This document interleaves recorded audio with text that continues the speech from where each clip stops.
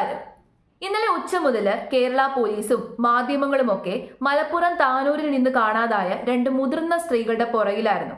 അവരെവിടേക്ക് പോയിന്നോ എന്ത് സംഭവിച്ചെന്നോ ഒരു വിവരവും ഉണ്ടായിരുന്നില്ല. വീട്ടുകാർക്ക് പോലും ഒരു ഐഡിയയും ഉണ്ടായിരുന്നില്ല.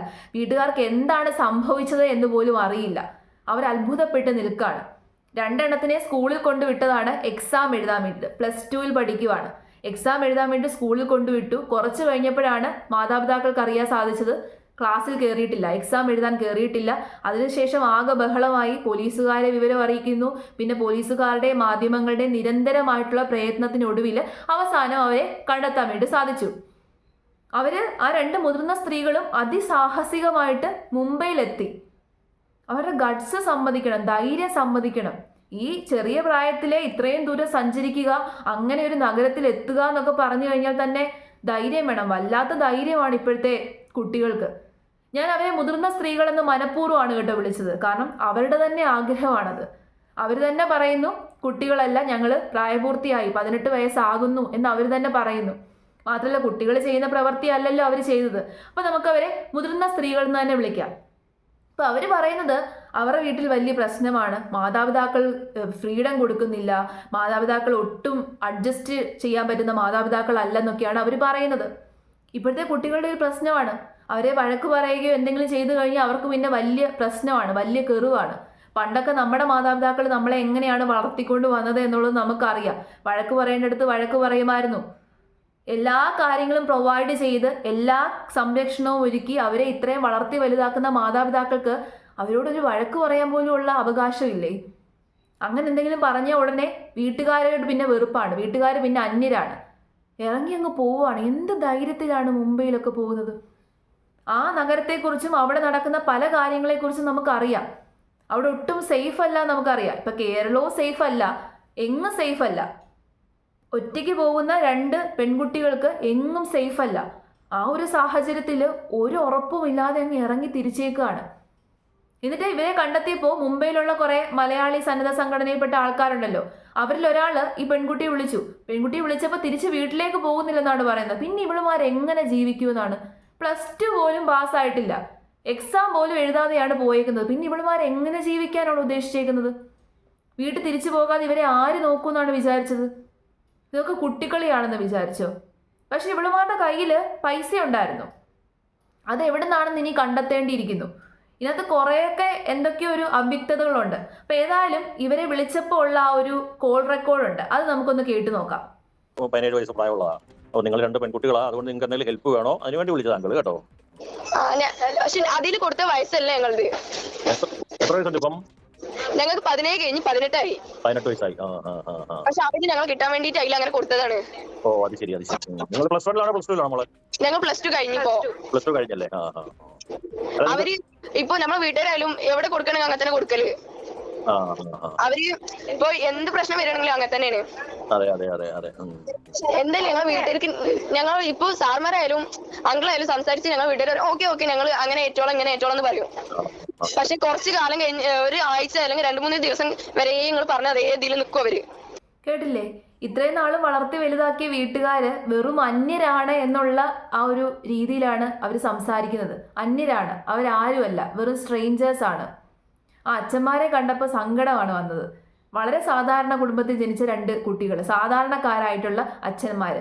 അവർ കഷ്ടപ്പെട്ട് അധ്വാനിച്ചിട്ടാണ് ഈ കുട്ടികളെ നോക്കുന്നത്. അപ്പോൾ അത്രയും കഷ്ടപ്പെട്ട് അധ്വാനിച്ച് ഈ കുട്ടികളെ നോക്കുമ്പോൾ അവരെ വഴക്ക് പറയാനും അവരെ നിയന്ത്രിക്കാനും ഒക്കെയുള്ള അവകാശം ഈ മാതാപിതാക്കൾക്കുണ്ട്. അറ്റ്ലീസ്റ്റ് അവർക്ക് പ്രായപൂർത്തിയാകുന്നിടം വരെയെങ്കിലും അതിനുപോലും അവകാശമില്ല. വീട്ടിൽ പ്രശ്നമാണ്, ഇവന്മാർക്ക് സ്വാതന്ത്ര്യത്തോടു കൂടി നടക്കാൻ പറ്റുന്നില്ല. അത്രയും എന്തുകൊണ്ടാണ് അങ്ങനെയൊക്കെ നിയന്ത്രിക്കുന്നത്? അങ്ങനത്തെ ഒരു കാലഘട്ടമാണ്. ഇപ്പൊ നിയന്ത്രിച്ചില്ലെങ്കിലും പ്രശ്നം, നിയന്ത്രിച്ചാലും പ്രശ്നം. എന്ത് ചെയ്യും മാതാപിതാക്കൾ?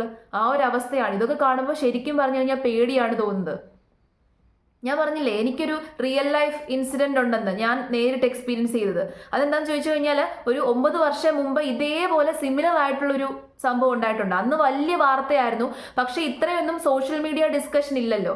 അന്ന് സോഷ്യൽ മീഡിയ ഇത്രയും ആക്റ്റീവ് അല്ല. അതുകൊണ്ട് വലിയ രീതിയിലുള്ള സോഷ്യൽ മീഡിയ ഡിസ്കഷൻ ഒന്നും ആയിട്ടില്ലെങ്കിലും അത്യാവശ്യം നല്ല വാർത്തയായിട്ടുള്ളൊരു സംഭവമാണ്. ഒരു 5-6 ദിവസത്തിന് നല്ല വാർത്തയായതാണ്. ഞാൻ +1 ജോയിൻ ചെയ്യുന്ന സമയമാണ്. പഴയ സ്കൂളിൽ നിന്ന് പുതിയ സ്കൂളിലേക്ക് ഭയങ്കര ഹാപ്പി ആയിട്ട് പോവുകയാണ്. ആ സ്കൂളിൽ +1 ജോയിൻ ചെയ്ത സമയത്ത് ഞങ്ങളുടെ സീനിയേഴ്സ്, അത് +2 കയറിയ സീനിയേഴ്സിൻ്റെ 3 മുതിർന്ന സ്ത്രീകൾ, 3 പെൺകുട്ടികൾ അവർ മിസ്സിംഗ് ആയി, അവരെ കാണാനില്ല. അപ്പോൾ പിറ്റേ ദിവസം +1 റിസൾട്ട് വരുന്ന ദിവസമാണ്. അങ്ങനെ ഭയങ്കര വലിയ വാർത്തയായി, വലിയ പ്രശ്നമായി. അവർ ബാംഗ്ലൂരിലേക്ക് പോയി എന്ന് അറിയാൻ സാധിച്ചു. CCTV ദൃശ്യങ്ങളൊക്കെ കിട്ടി വാർത്താ ചാനലുകാർക്ക്. പക്ഷേ പിറ്റേ ദിവസം പോലീസുകാർ ചെന്ന് വാരിപ്പറക്കിക്കൊണ്ട് വരുമായിരുന്നു 3 എണ്ണത്തെ.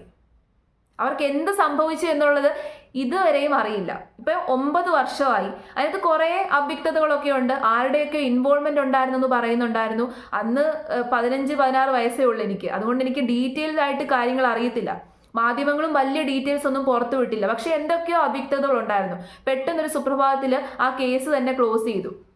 അവർ സ്വയം ചെയ്തതാണ് എന്നുള്ള രീതിയിൽ ആ കേസ് ക്ലോസ് ചെയ്തു. അവരുടെ കൂടെ ആരൊക്കെയോ പോയിട്ടുണ്ടായിരുന്നു പറയുന്നു, ആരുടെയൊക്കെ ഇൻവോൾവ്മെന്റ് ഉണ്ടായിരുന്നു പറയുന്നു, ആരുമായിട്ടൊക്കെയോ ചാറ്റിംഗ് ഉണ്ടായിരുന്നു പറയുന്നു. പക്ഷേ അതൊന്നും തന്നെ പുറംലോകം കണ്ടില്ല, വെളിച്ചം കണ്ടില്ല. ഞാൻ പേടിച്ചത് അതേപോലത്തെ സിറ്റുവേഷൻ ഇവിടെ ആവർത്തിക്കുമോ എന്ന് ഞാൻ പേടിച്ചിരുന്നു. പക്ഷേ എന്തോ ദൈവഭാഗ്യത്തിന് സംഭവിച്ചില്ല. അതിന് കാരണം ഇന്നത്തെ കാലത്ത് ഇത്രയും സോഷ്യൽ മീഡിയ ഇൻവോൾവ്മെന്റ് ഉണ്ട്. സോഷ്യൽ മീഡിയയിലൂടെ പെട്ടെന്ന് ഇൻഫർമേഷൻ അങ്ങോട്ടും ഇങ്ങോട്ടും പാസ് ആകുന്നത് കൊണ്ട് തന്നെ പെട്ടെന്ന് ഇവരെയൊക്കെ കണ്ടെത്താൻ വേണ്ടി പറ്റും. അവരെ കണ്ടെത്താൻ പറ്റിയില്ലായിരുന്നുണ്ടെങ്കിൽ, ഈ 2 മുതിർന്ന സ്ത്രീകളെ കണ്ടെത്തിയില്ലായിരുന്നുണ്ടെങ്കിൽ എന്തായിരിക്കും അവർക്ക് സംഭവിക്കാൻ പോകുന്നത് നമുക്ക് ഊഹിക്കാൻ പോലും പറ്റത്തില്ല. അങ്ങനത്തെ ഒരു സിറ്റുവേഷനാണ്, പ്രത്യേകിച്ച് അങ്ങനെ ഒരു നഗരത്തിൽ. ഇനി ഇതിനകത്ത് വേറെ ചില അവ്യക്തതകൾ ഉണ്ടെന്ന് ഞാൻ പറഞ്ഞില്ലേ, അതെന്താണെന്ന് ചോദിച്ചു കഴിഞ്ഞാൽ ഇതിനകത്ത് വേറൊരാളുടെ ഇൻവോൾവ്മെന്റ് ഉണ്ട്. റഹീം എന്ന് പറയുന്ന ഒരു വ്യക്തിയുടെ ഇൻവോൾവ്മെന്റ് ഉണ്ട്. ആദ്യം ഈ റഹീമിന്റെ ഒരു വോയിസ് റെക്കോർഡ് ഉണ്ട്. ആ വോയിസ് റെക്കോർഡ് ഞാൻ കേൾപ്പിച്ചു തരാം. അതിനുശേഷം ഞാൻ ബാക്കി കാര്യങ്ങൾ സംസാരിക്കാം. ഇഷ്ടംപോലെ കോൾ വരുന്നുണ്ട്. എനിക്ക് അവരെ കിട്ടുന്ന നിർബന്ധമാണ്. ഞാൻ വേറെ ടെൻഷനിലാണ്. ഞാൻ എന്താ വെച്ചാലേ നിങ്ങളെ ഒരു തെറ്റിദ്ധാരണ വേണ്ടെന്ന് കരുതിയിട്ട് ഇന്നെന്തായാലും കോൺടാക്ട് ചെയ്യാൻ വഴി ഉണ്ടെങ്കിൽ എന്നെ വിളിക്കുക. ഞാൻ അപ്പൊ ഇൻഫോർമേഷൻ തരും ചെയ്യും. ഞാനും അന്വേഷിക്കുന്നത് നല്ലോണം. ഞാൻ ഒറ്റ കാര്യം ഇവരെവിടെ നിങ്ങളുടെ അടുത്ത് മിസ്സാവുന്നത്? ഇവര് കറക്റ്റ് നമ്മളെ മുംബൈ സ്റ്റേഷനിലെ മുംബൈ മറ്റേ നമ്മളെ സിറ്റിയില് മുംബൈ സിറ്റിന്ന് ഫുഡിന്റെ ഒരു ഏരിയ ഉണ്ടല്ലോ, ഫുഡ് ഏരിയ സ്ട്രീറ്റ്. അവിടുന്ന് ഫുഡ് കഴിച്ചിട്ടാണ് ഇവര് ഓക്കെയാണ് പിരിയണത്. നമ്മള് ലാസ്റ്റ് സലൂണിലാണ് കയറിയത്. അപ്പൊ അവിടുന്നാണ് പോലെ ഈ മറ്റേ എന്താ മുടി കട്ട് എന്തൊക്കെ ചെയ്തെന്നൊക്കെ പറയുന്നത് അവർക്ക് വിളിച്ചപ്പോ. അപ്പൊ അവിടേക്ക് ഞാൻ കോൺടാക്ട് കാര്യങ്ങളൊക്കെ ഞാൻ എല്ലാം അപ്പൊ പോലീസിനെ കൈമാറുന്നുണ്ട്. നിരന്തരം വിളിച്ചോണ്ടിരിക്കുന്നു. അപ്പൊ ഞങ്ങള് പരസ്പരം 10-5 കൂടുമ്പോൾ നിൽക്കാതെ വിളിച്ചോണ്ടിരിക്കുന്നു. ഒറ്റ കാര്യം, ഇവർ എന്തിനാ പോയതെന്ന് പറഞ്ഞിരുന്നോ?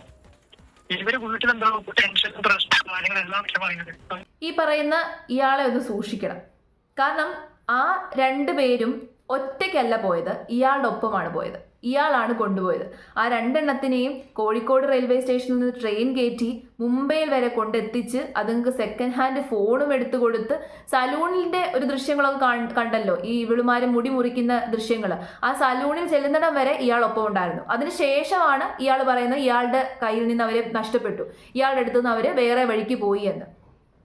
ഇത്രയും വലിയ പ്രശ്നമൊക്കെ ആയപ്പോഴാണ് ഇയാൾ ഈ മാധ്യമങ്ങളോട് സംസാരിക്കുന്നത്. ഇയാളുടെ സത്യസന്ധതയിൽ എന്തൊക്കെയോ പ്രശ്നമുണ്ട്. ഇയാളിപ്പോൾ നന്മമരം കളിക്കുവാണ്. പക്ഷേ ഇയാൾ പറയുന്നത് മൊത്തം അവ്യക്തമാണ്.